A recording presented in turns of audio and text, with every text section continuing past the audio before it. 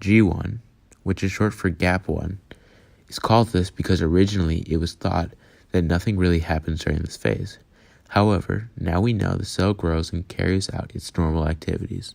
In these pictures, we try to illustrate the growth that occurs during this phase. The next phase of interphase is the S phase. S stands for synthesis, where exact copies of the chromatin are created in preparation for mitosis. As you can clearly see, in the later stages of synthesis, exact copies are created. The third and final phase of interphase is G2, also known as gap 2.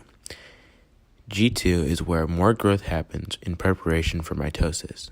As you can clearly see in our photos, it grows just like in G1, but with more chromatin. Prophase is the first part of mitosis. In prophase, we made it very clear how chromatin becomes chromosomes. A spindle fiber appears, along with the nuclear membrane disappearing. The step directly after prophase is metaphase, where you can clearly see the chromosomes going into the middle of the cell and attaching to spindle fibers.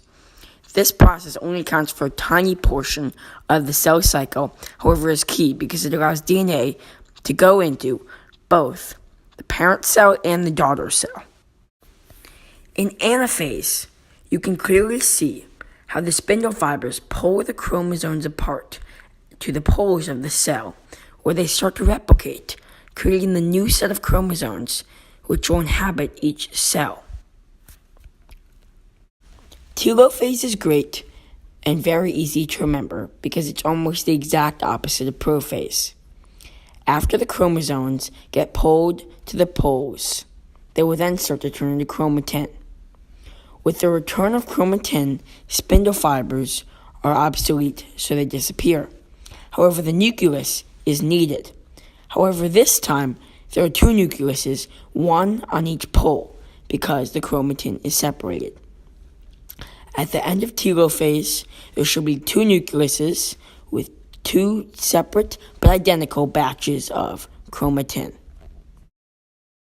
Cytokinesis is the last step of the cell cycle before it returns to interphase. In animal cells, what happens is a cleavage furrow begins to form and the two cells separate, as you can clearly see. What we did not illustrate is what happens in a plant cell. In a plant cell, a cell plate is created in between the two cells, which forms into a cell wall.